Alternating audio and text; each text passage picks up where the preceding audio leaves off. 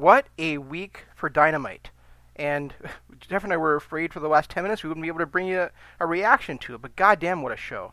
Last week I was down on it, as you guys know, and I said maybe it was my state of mind. Today I came in, full guns blazing, and I think the show got off to a raucous start with two of my favorites in there, and Sammy Guevara versus Hangman Page, and it just carried on from there. And I really enjoyed tonight's show. Really kept me intrigued the whole way through. It's weird that you say that because I don't want to say I was down on it because I felt like the sprinkling of the inner circle throughout the show was done really well. I liked the callback to the broken arm when the Horseman did the same thing to Dusty and broke his leg, 30 some years ago. Um, I like that callback. I like the fact that Excalibur really was the voice of the show tonight. Without Tony there, it seemed like Excalibur really took over the play-by-play, and Jim was what we wanted him to be, just that color guy. No, I actually want him to be a mute. But go ahead. When he said, when there was a 3 count and he said, or a 2 count, I mean, and he said, "Wow, that was closer than 19 is to 20." I wanted to smack him in the fucking face.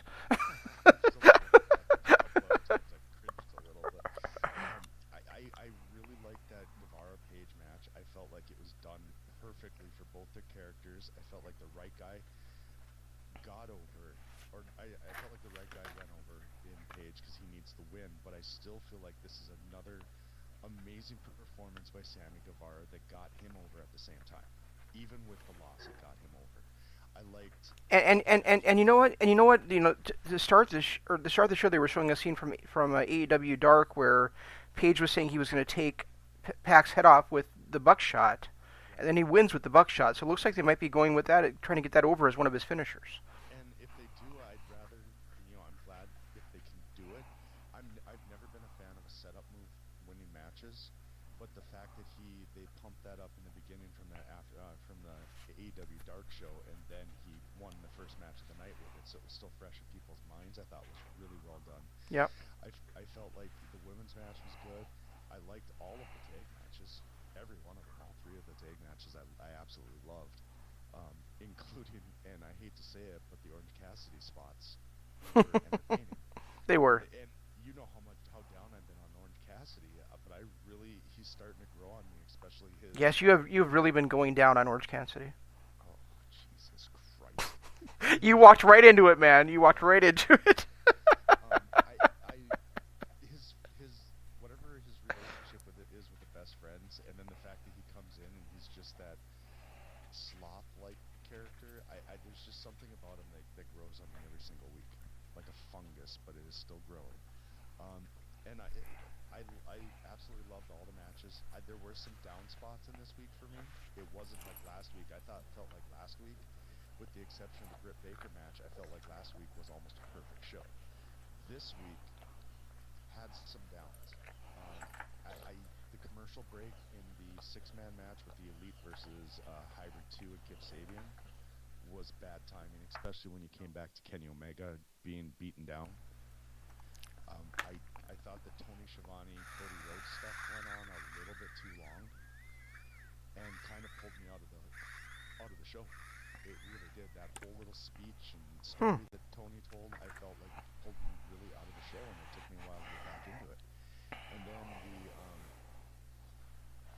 the other down spot I felt was with the contract signing, and as much as I liked the callback to the Horseman, it borderlined hokey. Really? Yeah.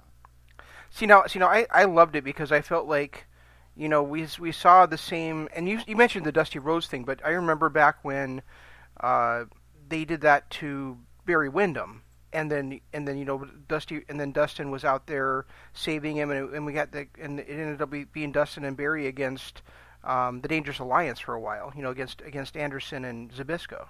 I want to say like 3 years before that, Horseman attacked Dusty in a parking lot, broke his leg, slamming it in the door. Right. No, I know what you're talking about, I think just because Dustin was involved in that whole situation, the callback to me was when it happened to Wyndham.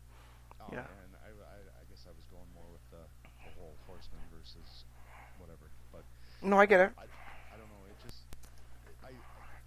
it borderline hokey for me. The first thing I thought of when I saw it, and especially with them escaping in the SUV, Hmm. was back to the lawn dart incident with the NWO. Well, see, one thing I really liked about it is that it was we got some more Jack Hager badassery in it.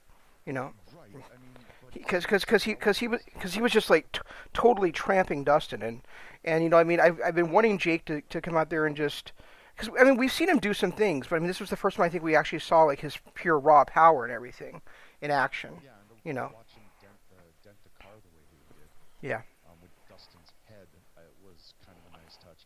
And the other real down spot that I had was the Private Party Rock and Roll Express interaction. The fact that that happened during a commercial and they never went back to it. that's fair. Yeah, That was, I mean, I'm okay with it happening during the commercial, but they should have at least came back and said, hey, this just happened. yeah, And played it off like, hey, this is live TV. We didn't know this was going to happen, but look, we'll replay it right now. yeah. But Instead of coming back and playing, scenes from earlier in the night. on the plus side, the beatdown of Rock and Roll Express by Proud and Powerful was just awesome. And I told you they were going to go with proud and powerful, or whatever it is. I told you they did last week, and you're like, no, I didn't notice that. Well, no, they played the music, but they still called them Santana and Ortiz.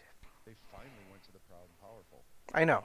And you know what? You and I hated that name, but honestly, as heels, I think it works. Yeah, I think it was a great decision if they were going to use that name for them to be to be heels for a while, and then maybe once if they ever turn babyface again, we'll be used to it by then. But I think it would have been a terrible name for a couple babyfaces to come in with. yeah, You know. absolutely. But when you're like just being complete assholes and psychos and you're attacking people, calling yourselves proud and powerful is a really strong statement. Well, and I like the fact that they were featured basically.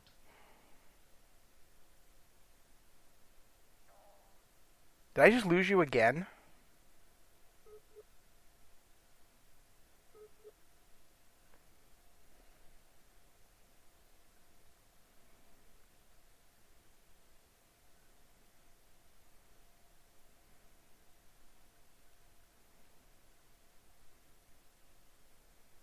Jeff, are you there?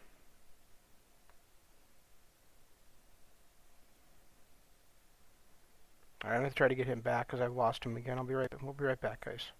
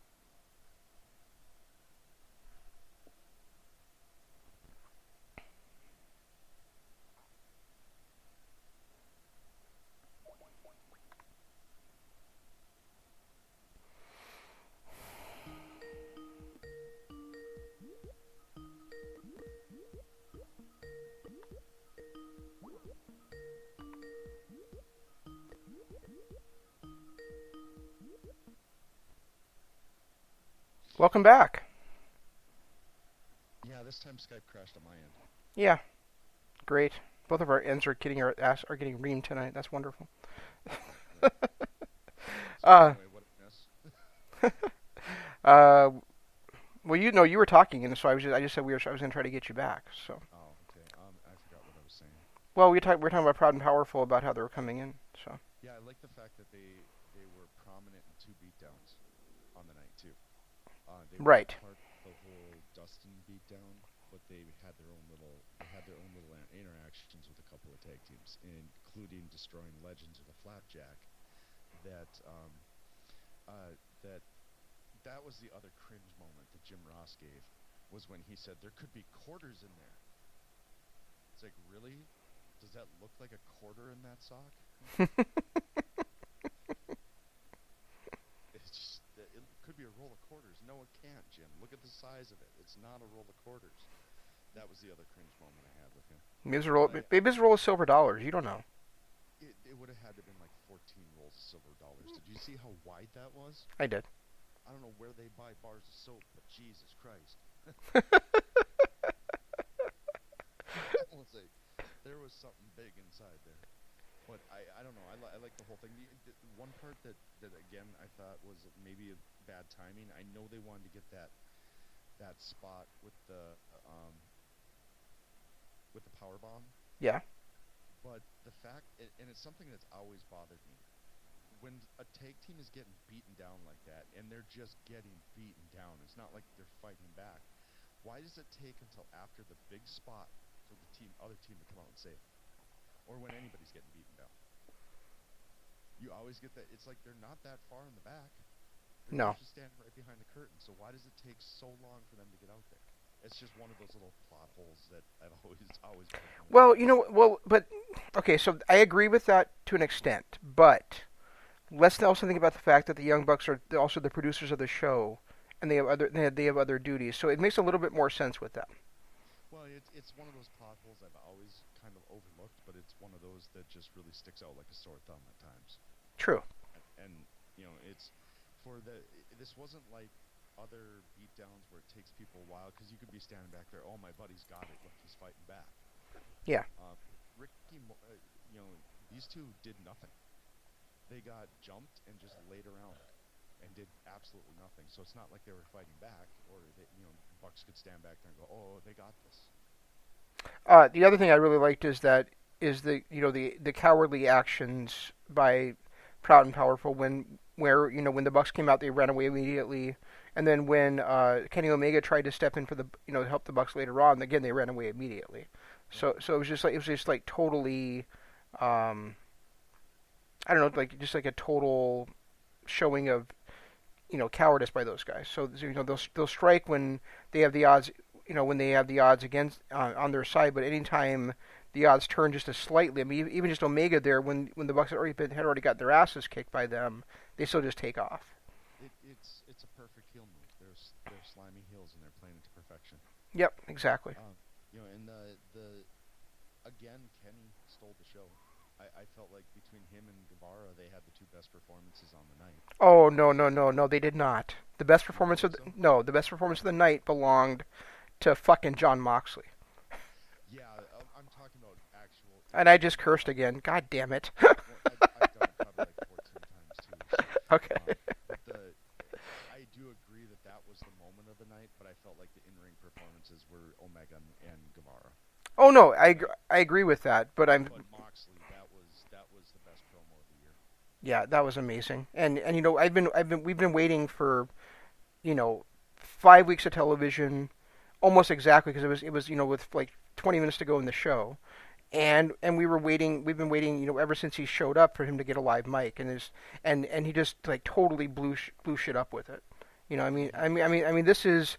It's not pipe bomb because it wasn't like insider type stuff, but at the same time he ripped everybody in that organization a new asshole. It was great. Not just that organization, but every organization. True. I mean, he just went off on everybody, and it was so nice to just have him just go off unscripted and not have to get in his corny lines like he used to have to do. I haven't seen that kind of fire out of Moxley since well before he moved to NXT. I mean, we're talking like Dragon Gate back in 2009.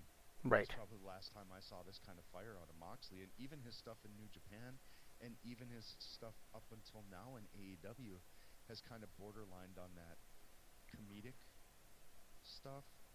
But he on this one was just on fire. And this was the Moxley that I've been waiting to see. Yeah, it was great. And I totally agree with him. I totally agree with pretty much everything he said, because it's like... And it's great. It's great that it plays into the paranoia of his character, but at the same time, I mean, why did this match become now a what are they called? They're not. He said unsanctioned, but they called it something else, like a free for all. Lights out. No, it's a lights out match. Yeah. They're gonna do like they did at what was it, Fight for the Fallen, or was it Fighter Fest, when it was him against Janela, where they're gonna end the show and then they're gonna come back for this match. Right. Well, are they? Yeah, I guess they probably will, which means that the world title is not going to close the show, which is kind of weird. Well,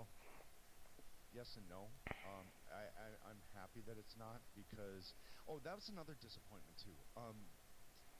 Maybe I didn't catch it, and if I didn't catch it, I'm sure 98% of the rest of the viewing audience didn't either.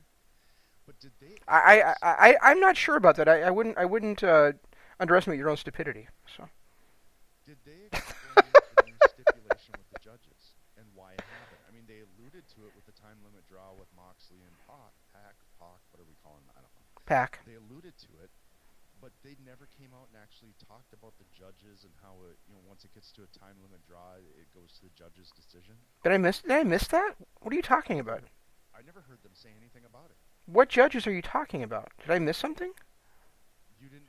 Well, Cody kind of briefly mentioned it in the cab ride with Tony Schiavone about how once it goes to a draw, it's out of his hands because then it goes to the judges.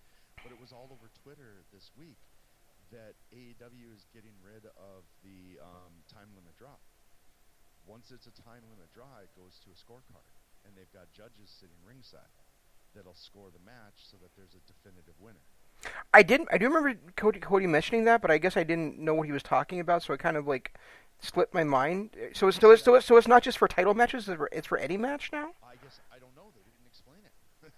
That's what I'm saying. Is they didn't explain. It came up on Twitter. Cody or somebody announced it on Twitter this week, and then it caused a little bit of a buzz. And then they started the show talking about Pac and Moxley in their time limit draw last week, and then how Moxley kind of exploded after that because it ended with a draw. And then Cody kind of mentioned briefly in the cab about how if it goes to a time limit draw, then it's in the judge's hands. But they never really explained what the hell the stipulation is or what it was just kind of left to lie. Like you just said, you heard it, but you didn't really know what was going on because you didn't really see the stuff on Twitter. So if you weren't following people on Twitter that were talking about it, you have no clue what the hell they're talking about. Okay, so I just googled what you're talking. I just googled it. So AEW reveals a 3-judges stipulation for Chris Jericho versus Cody match at Full Gear. There will be a winner when Chris Jericho puts the AEW World Championship on the line against Cody at Full Gear on November 9th. AEW announced Tuesday that a 3-judge panel will be counted upon should Jericho and Cody fail to have a fall within the 60-minute time limit. In the event the time limit expires, the judges will vote for who they believe won the match, and the results will determine the champion. Right. So it looks like it's set up for this one match, but I'm totally fine with it being for all their title matches going forward. I'm totally fine with it for being for all matches. I mean, boxing goes full 12 rounds. They got a judges score no matter what the match is, or the fight is. And it says three esteemed judges. So I'm gonna right now on October 30th, 11 days before the show happens, 10 days before the show happens. My bad. I'm gonna say that one of those judges is gonna be Magnum TA. And the other one's gonna be Diamond Dallas Page. Most likely, yeah. So there's one more guy. And my guess is it'll probably end up being, well, where's the show? It's in Pittsburgh, right? Full Gear is in Baltimore. It's in Baltimore? Yeah. I have no clue then. I don't know who a wrestling legend in Baltimore would be. No, but you know who it should be, don't you? Yeah. The Yeti. Yeah.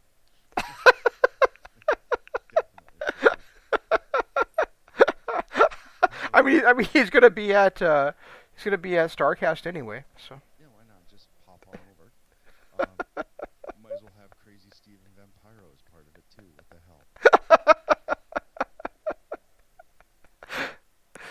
That would just be great if there's like the first 2 judges announce it, like Magnum TA and then DDP or.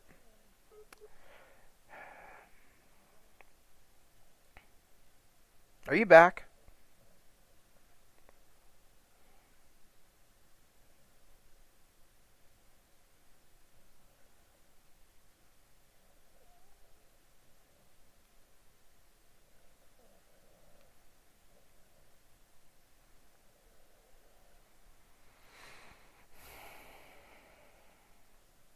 There is a poor connection, it says. Alright. Well, let me end this thing and try again.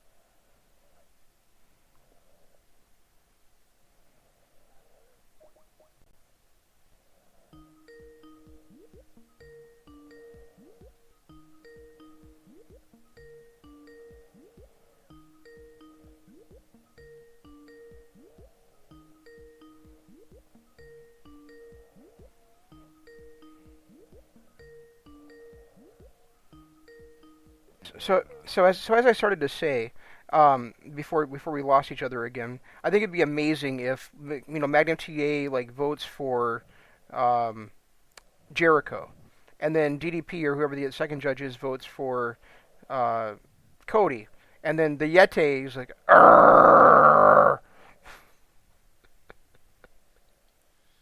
Yeah, but who would that vote be for? I don't know. It'd just be hilarious. Well, it would be. It would be a vote for all mankind, Jeff, is what it would be. That's a good point. That's a good point. Sounds like people are having trouble hearing us too. So. Oh, great. Us or just you? Well, it says according to Kathy, it's just me. Yeah, so I probably because every time I close Skype, then I have to switch that audio shit again. So let me get you back on here. Stupid Skype. I know it's ridiculous. And it keeps going to default communication device. Maybe I just need to set the cable input thing as the default communication device. All right. Talk. Hi. All right. So now she should be able to hear you. Sorry about that, Okay. Kathy. I know you like Jeff's dulcet tones more than mine, but Dulcet tones, really? sometimes I have to deprive the world of any sexiness that's more than mine, which doesn't exist. So anyway. Wow.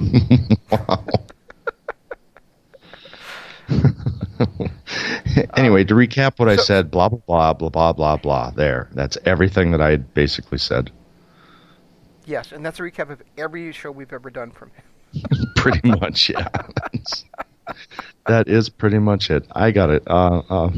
So anyway, not real sure. You mentioned the women's match being really good, and I agree. I thought that was superb tonight. I really liked it. I liked both of them. I did too, and they were talking about the Shanna. I think her name was Shanna. I think right. Being like world renowned, and they're lucky to have her. I'd never heard of her before, but I really enjoyed what she brought to the table. Yeah. Yeah, I agree. I enjoyed it too. I gotta turn my phone over to my kid because his tablet died. And why would we be sleeping? Well, because he fell asleep with the tablet on his face last night. So. Well, yeah, he's afraid of the trauma of that happening again. His tablet died, and while we were in the middle of readjusting, he comes out here and says, "I'm scared. I don't want to be in there." It's like, come on, really? Are we gonna really do this tonight? Yeah, apparently we are. But we had a kid-free Monday night, so it's time for him to show up at 9:30 on a Wednesday. That's a good point. That's a very, very good point. But he's got my phone now, so now all of a sudden he's no longer scared, and he just went back to the bedroom. One thing I wanted to mention before I forget to mention it. You mentioned all the tag team action tonight. I really like those tag team titles. I think that those I do too. Gorgeous. And I felt like.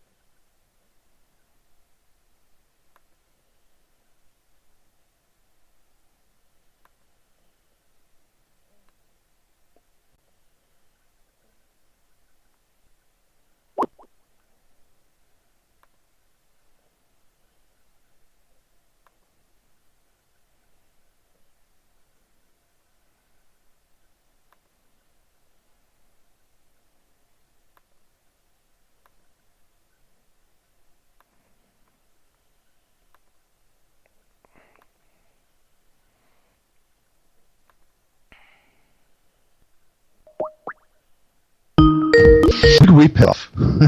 What's that? Who did we piss off? I don't know. These kind of problems. I blame on you. I've been having a great day today. I've made lots of people happy. I had a great. Yeah, me too. By stopping talking. Do you know how many people just got excited because my voice dropped again? 3? Yeah, all 3 of our listeners. Anyway, what were you saying? What were you saying? I don't remember. Oh, I felt like it was the right move to have SCU win the titles. It closed that storyline between them and the Lucha Brothers that they pretty much opened at that attack during the interview. It got the Luchas over a little bit more as the heels that I think they're going to be, and I felt like Jim Ross said it right. They are so hard to cheer against because they're so damn good. The Lucha Bros? Yeah. Yeah. Well, I mean... Especially Ray Phoenix. Yeah, Ray Phoenix is basically the one that's hard to cheer against. Pentagon I can cheer against. Pentagon I can cheer against because he doesn't even know who the hell he is. Pretty much, yeah.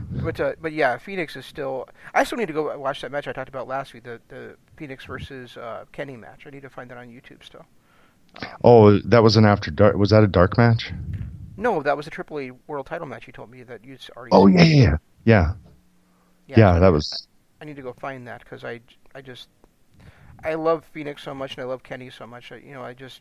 I really wish... I mean, it's a good... I don't like the fact that SCU are the first ever tag team champions. You know I don't buy those guys. I don't get behind them. So it's a bit of a... I'm not going to say a thorn in my side, but it's a bit of a shoulder shrug for me, unfortunately. But, I like it better than the Lucha Brothers because I felt like the Lucha Brothers were... people were saying it's either going to be the Lucha Brothers or Young Bucks from the moment it was announced that they were going to start a tag team division. But you weren't. You were saying it was going to be Proud and Powerful. That's who I picked before they announced the brackets, yeah, because I felt like they were the team that really should have... Oh my goodness, Arlo, it is bedtime. Thank goodness you're going to your mom's tomorrow. She is going to enjoy you being cranky.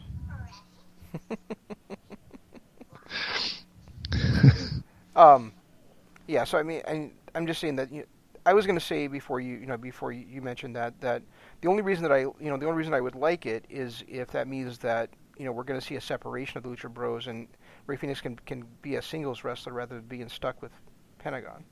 And I know there's other people that feel the opposite way, that Phoenix is Pentagon's kind of stuck with Phoenix in this situation. But for me, I've always liked Phoenix better, at least since Lucha Underground days. And I agree. I'm the same way. I've always been a bigger fan of Phoenix than Pentagon. I want Pentagon to go back to his Pentagon Dark that he was when he first came to Impact. Yep. And that he was when he was on Lucha Underground, and I want Phoenix to be the breakout star that we know he's going to be. And I think they might have enough tag teams now that they could actually do that.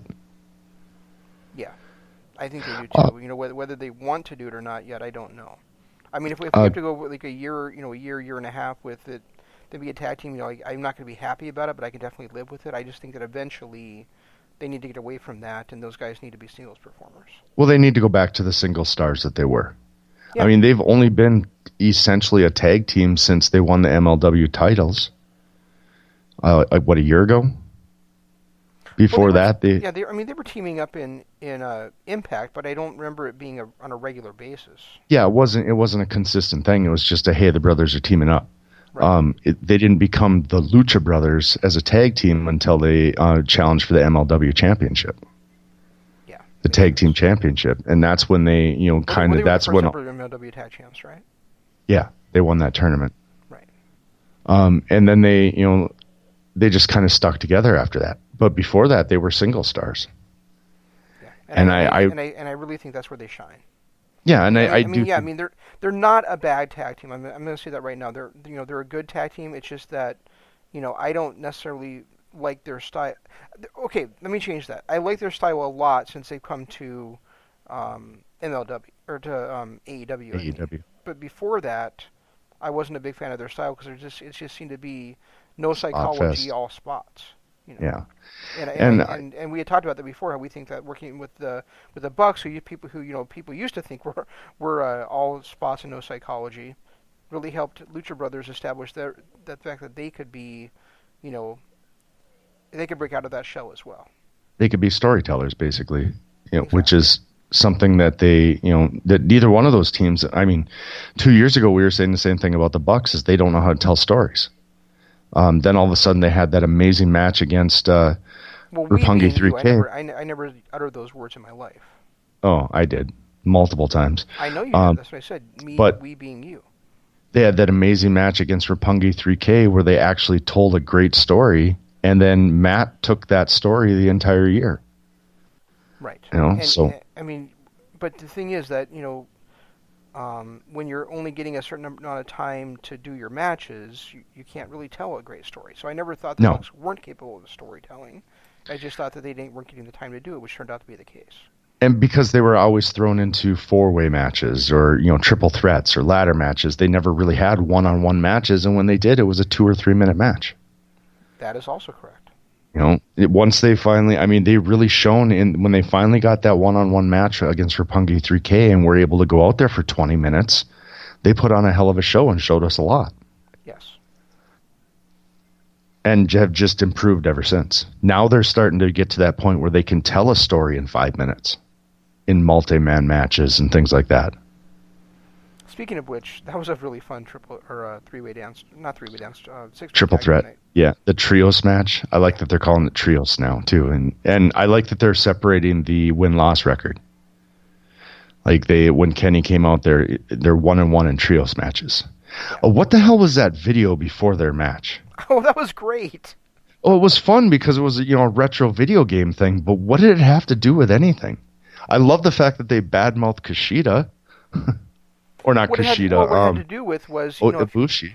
If you're following everything going on with the Elite, like the Bucks were basically down on Omega, because of his kind of attitude lately, and that he wasn't there for them when he didn't show up when the Inner Circle first attacked at the end of the first show, and this was them kind of like showing that they're back together again. Ah, okay. Oh, but again, you got to follow everything going on with the Elite in order to catch on to that stuff. And I just don't have time to watch Being the Elite. Yeah. With everything else going on, I barely have time to watch the shows that we do watch. Right, and I kind of feel bad that I haven't had a chance to watch the latest AEW Dark yet, but I simply haven't. I haven't been able to watch any of them yet. The AEW Darks they're right there with NXT. If I have time, I'll watch them, but I just don't have the time, and it annoys me because there's been some great matches on it. So as far as you know, it's just a rumor so far that it even exists. Pretty much, yeah. I haven't had the chance to watch it. It's like, and especially now with NWA Power coming out and the greatness that they're doing. Yeah, it's hard to devote more than one show to any organization right now. It's even hard to do that. A lot of our companies that we used to follow hardcore are now only pay-per-views. That's about the only time I can watch them. I do a quick run-up before it to get caught up on the storylines and then watch the pay-per-views. Right, but I meant like we're following AEW, but it's hard for us to follow more than one AEW show. Oh, yeah. Yeah, I can get Dynamite in, and that's unfortunately about it. I got to get caught up on everything else, so it kind of falls by the wayside. Right. I'll get to it eventually. I'll be like 70 when I do, but I'll get to it eventually. Hopefully YouTube's still around by then. So, I know I was also like getting I was also like wrapping a couple other things up, and getting this show prepped. As far as getting, like the all the apps ready to go and getting our caption and LOP ready to go, so that we could have the show broadcast and everything and have it ready to go when we started. But still, and it certainly could be just because I was distracted by all that stuff. But I really felt like and you tell me if I'm wrong about this, but I really felt like the main event of the show was not as good as the rest of the show tonight.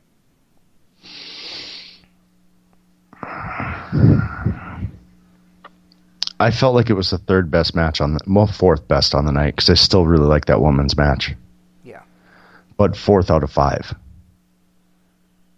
Yeah. But I still felt like which isn't great for a main event. I almost feel like that match should have opened the show. Yeah, and I was actually kind of surprised that it didn't. I was really thinking it was, but then when you look at the way the night panned out, it makes sense that that was the main event. It does. Because, we're getting that because first ever champion. First ever champions, and they had to set up they had to have Proud and Powerful, out there to attack Rock and Roll Express and everything. But Right. But it Right. really felt, and also to be there to attack the Bucks later on too. But still, I mean, to me, just because of the quality of that match versus the rest of it, and the fact that I don't know, I thought the show starting out with a championship match would have been kind of cool. Yeah, I agree with that, and that's kind of been their MO, is starting it out with a a tag match. With the exception of the first ever Dynamite, every other one has been a tag match to open it, hasn't it? I don't remember that far, so maybe. Well, because we had the Private Party beat the Bucks. We had last week was I think last week was SCU beating. Yeah, because SCU got attacked a couple weeks ago. I don't know. I'm not even going to try to think right now. My brain is mush. Between all the wrestling and my job, my brain is just mush. Well, I mean, I know it's at least 3 out of 4 because I know there was at least 2 weeks where it started with tag team title matches or tag team title tournament matches, I should say. Right. Yeah, and I think you're right. I mean, outside of Frankie, I felt like a couple of times might have killed himself. That Hurricane Rana off the over the top rope, that looked like he broke his damn neck. Yeah, and I think that might be why there was some times later on in the match where he looked like he was going in slow motion, and maybe he really was, trying either hurt or trying to shake it off, and he just could barely move at some of those points. And then after that, and seeing how he was after that, to watch him go through that table was painful to watch. Really painful to watch. Totally agree. But I felt like, and I know you don't get behind the guy, but I felt like Scorpio Sky put on a hell of a show in this match. I really do. Well, again, he may have. I did, like I said, I was distracted, so maybe I was just wrong about what was going on. But you're right. I mean, I don't get behind him simply because I think he's overrated. I mean, to me, he's always seemed like, I mean, yeah, he's athletic, okay, but there's so many athletic guys out there in the world. It's just hard for me to look at a guy that's just athletic and be like, okay, so what you got? And it's the same way I felt about Flip Gordon until he started impressing me with his character. Yeah, once he turned heel. Well, even before that, with the stuff with Bully Ray last year. Oh yeah, I guess the "Thank You, Sir, May I Have Another" segment he did. Yeah. That kind of was his turning point too. Yeah. So I mean, it's not that I'm always willing to give a guy a chance. You know that about me. But so far, unless his name is Sean Spears. So far, Scorpio Sky just has not really stood out to me. And Spears, to be fair, I did say he had a great match at All Out against Cody. I didn't think he deserves to have those spots. Fair enough, you did. I had to take my dig. You had to take your dick and do what? Oh, Jesus. Now we're trying to keep this R-rated for a while. Dick is not R-rated? Let's go PG-13. So we could someday expand. That would mean you have to be able to count to 13. Oh. I'm too tired for you tonight. Another thing I really want to mention on this show is they started that great thing with Brandy last week, and they continued it this week. I thought that was a really cool segment with her and Awesome Kong tonight. I missed it. I must have missed that. Did you? Yeah, I don't remember seeing Brandy or Awesome Kong. Yeah, they did this whole thing where like Brandy was like there for a ritual with Awesome Kong, and then they cut to her in the bathroom like drinking something out of the glass that Awesome Kong had done with her in the ritual. Oh, I missed that completely. How the hell did you do that? I was probably chasing a toddler. I'll have to watch the replay for that. Is that a euphemism for something? No, I have a toddler. Remember, he's interrupted a couple times tonight. I know you do. I was just being me. Oh, like I said, I'm too tired for you tonight. But no, I think the highest spot of the show was Moxley. by far, the highest spot on the show was him. And then I really liked the performance by Guevara to start the show, and I really liked the performance by Omega. Hey, are you not going to give any credit to Hangman for that match? I felt like the second time you said Guevara and you haven't mentioned Hangman, and I know you're a bigger fan of Guevara than you are of Page, but come on, give me a break. No, it's because I expected because I expected more out of Page than I do out of Guevara. Like, Guevara is still building his character. Page has had a character that was pretty much ready-made for him. But yet he's been struggling since AEW started, so I think this was a strong turning point for him tonight. Well, he hasn't technically been struggling. He's been struggling since the All Out. But I mean, he was red hot, pumped up as their first ever world champion. You know, going to be the first world champion for the solid month before that, or 4 months before that. No, he was their world. He was their been put that way by default. He still had no real momentum behind him. No, I agree, and we've talked about that before. They didn't build him correctly, but he did have, he did get a lot of press. Yes, but I'm saying tonight he actually, I think was hot, and he lived up to what we thought he was going to be coming in, and the crowd was super behind him. I think yeah. I think that this was a strong turning point for Page as far as actually getting to the spot where he probably was pushed too quickly because they needed that title match. Whereas I think now he's at this he was actually developing into where he deserves to be in that spot. Yeah, that does make sense. But he got the win. He got the good promo at the end. He's got a new T-shirt now with the cowboy shit. I've already got 2 Page shirts. I mean, I have to buy a third one now? You're going to have to, yeah. I think you're going to have to. There's going to be a cowboy shit shirt. You know that. You know Pro Wrestling Tees already has it made. Well, I've said so many times on our shows before that we need to support independent pro wrestling and support our pro wrestlers that we love. So clearly, I have to put my money where my mouth is again. And you're going to have to buy another shirt, yeah.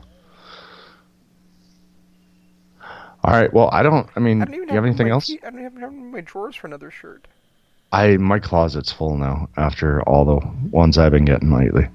So, but I don't have anything else. I mean, I thought it had some down spots, and this is the first time I felt like they've had down spots. I'm really surprised that you thought the Cody stuff was a down spot because it just went on way too long. It just went on way too long. It was like 3 minutes. It felt like 45. I thought the entire show felt like it went really quickly. I did not the rest of it for did. 2 hours. The rest of it did, but that segment when they were in the limo and Tony's telling his story, that segment felt like it took a half an hour. It just seemed to keep going on and on and on. I totally disagree with you, but what else is new? Yeah, fair enough. Hit the plugs. Other than that, it's a must-watch show. There's a lot to look forward to. I want to see how the Elite responds next week to the way the Inner Circle treated them this week. Yeah, definitely. And that's the thing is that we want to keep on watching the show, and I think they've done a great 5 weeks of building up to the pay-per-view, and now next week's show's the go home, man. Yep. Yeah, so that's why I'm interested to see how they're going to play this. Are they going to play it with Inner Circle still being on top going into the pay-per-view, or are the Elite going to get some of their momentum back? I assume that Dustin's going to be injured, but I'm totally down if they decide to add Dustin versus Jake in a big brawl to Full Gear, because I'd love to see that. Well, they're going to have to now that Page has got something else going on. Well, they can keep Hagar from wrestling for a while too. I mean, I don't know what his deal is with Bellator, but the fact is that if Dustin's hand is injured, he could lose to Jake and set up another match too. So fun stuff. Yeah, and this is how a wrestling show should be written. It leaves you wanting more. It makes you want to tune in next week to see what goes on. Yes. So I'm enjoying it. I'm still enjoying it. Even though this one was the weakest of the 5 for me, I still really enjoyed it. And that's saying a lot because the first 4 episodes were just amazing. And this one, I thought, just had a couple of down spots, but the wrestling on the show was it was on par with every other episode they've had. And better than last week's. And better than last week's, yeah. I will say that the in-ring performances this week were better than last week's. Yeah, I thought so too. And like I said, I loved all the storyline developments. And you missed the Brandy one, so you have to go back and watch that. Yeah, that might have seeing that might have sparked a little bit more, but I felt like the outside the ring stuff, or outside the the typical wrestling beatdowns and stuff like that, their backstage promos, I felt like it borderline more entertainment than actually wrestling show, which disappointed me. But I think most of that was because I was so down on that limo scene. Yeah, and I think if you went back and watched it again, maybe outside the rest of the show, you wouldn't feel the same way. But maybe possibly. I just felt like it sucked. Because I was intrigued by the whole thing personally. I just felt like it was more building Cody up for something that he's already built up for. We get it. He's a busy guy. He's he's executive. He's got all these other plates. We get the lineage between him and his dad and his family. Why do we have to keep slamming it down our throats?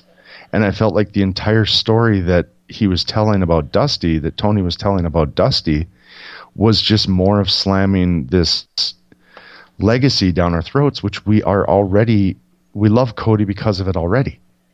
See, I felt the other way around. I felt like it was more like, showing Tony's relationship with Dusty and with Cody, like Tony, is stepping into Dusty's shoes and kind of being a mentor to Cody, at least on the strategy side. Yeah, maybe. I guess I looked at it differently, but that's that's me. I've said it before. I'll say it again. Being a pro wrestling fan, yeah. Right. We've been saying it for years. That's the beauty of being a pro wrestling fan. Everybody's got a different taste. Everybody sees things differently, and you find what you like and you stick with it. There's no right or wrong with wrestling fans. It's all subjective to your personal feelings. You find what you like and you stick with it until you don't like it anymore. And then you find something else. Indeed, because there's always the world of wrestling changing all around you. And I was thinking... And there's so much of it to like right now. I mean, there's Impact, there's MLW, there's NXT, there's NJPW, there's Ring of Honor. If you like WWE, you like them. But, there's just so much in the world of wrestling right now. And AEW, to me, hits the overall sweet spot for a combination of everything. So. Yep, I agree. And NWA has been putting on some strong shows. MLW is still... Them. Yeah, I'm sorry, I should have said that because Power yesterday was so good. I really enjoyed Power yesterday. And MLW has been solid for a year and a half now. Ring of Honor, I have some issues, but I can't blame it all on them. Of course, we know what we're getting with NJPW. You're just going to get excellent main event after main event after main event match on every card you see. And then, of course, like you said, there's the WWE fans, the NXT fans, and so on. There's something for everybody. You just need to find what you like and support it. Plain and simple. And then come to us because we cover all of it except for one brand. Speaking of NJPW, I don't even know if we'll have time to cover World Tag League at all this year. We didn't get all of it last year either, did we? I don't think so. But, we do need to talk a little bit about Rollins on Monday. So there may be a little bit of WWE talk on Monday. Sorry, everyone. Why? Just frustrated. Rollins. Should I read it up on it? No, don't bother. I'll fill you in. It's just more Rollins being Rollins and his stupidity. I got another eye in.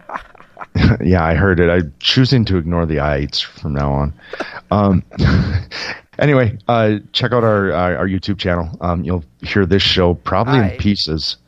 Probably in pieces since we had so many technical difficulties, but it's YouTube.kingdom or YouTube/Kingdom of Honor. Go there, hit like on the videos, hit the subscribe button. The more you do, the better and of course, click it, listen to it in the background while you're doing your other stuff. Also our Patreon page, and we'll have the I full... listen to the podcast in the shower. Listen to us in the shower. It'll be sure to wake you up. Yeah, especially my voice. You'll be able to find the full uncut version of this on Patreon probably tomorrow night. I'm not going to get to it tonight because I got an early start tomorrow, but I'll probably more than likely get it up tomorrow night on Patreon and also on Twitter and everywhere else. But that's patreon.com/Kingdom of Honor. Go there, support us. It's the best way to support us is to help us out a little bit so we can continue to bring you this product. And then of course Twitter. I'm at Regi Co-op. He's at ZanmanLOP. I use hashtag KOH and hashtag DAD. KOH for Kingdom of Honor, DAD for this very show, Dynamite After Dark. You want to find us? You can.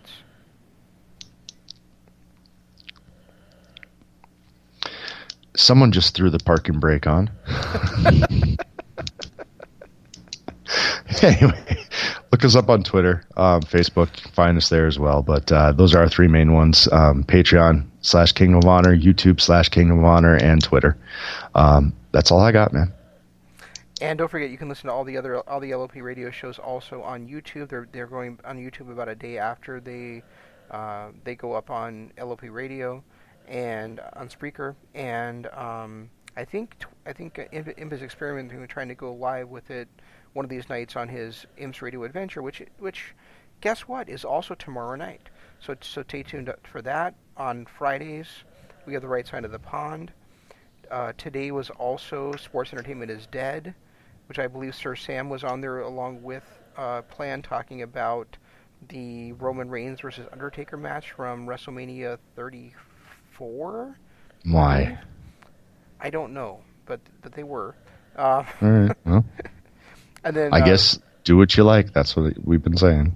Now, to prep you guys for Kingdom of Honor, Jeff and I will be watching the first ever MLW pay-per-view, Saturday Night Super Fight, together this coming Saturday. And then we'll be joining you on Monday to talk about it on KOH. So,